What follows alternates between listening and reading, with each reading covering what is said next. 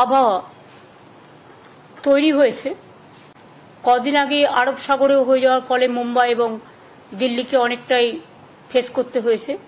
মুম্বাইতেও প্রায় 1 কোমর জল জমে আছে।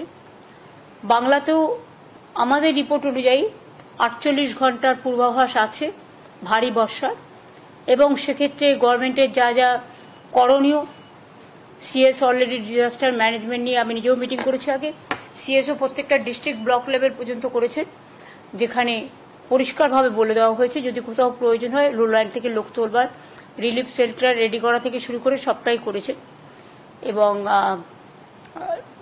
24x7 ডিজাস্টার ম্যানেজমেন্টের যে কন্ট্রোল, সেই কন্ট্রোলও আমাদের চলছে ব্লক লেভেল থেকে, ডিস্ট্রিক্ট লেভেল থেকে নবান্ন লেভেল পর্যন্ত। সুতরাং সমুদ্রে যাওয়া মৎস্যজীবীদের বারণ আছে, সতর্ক করা হয়েছে, এবং যারা সমুদ্রে স্নান করতে যান বা সাঁতার কাটতে যান তাদের সমুদ্রে যেতে বারণ করা হয়েছে, যেহেতু দুর্যোগের একটা পরিভাষা রয়েছে।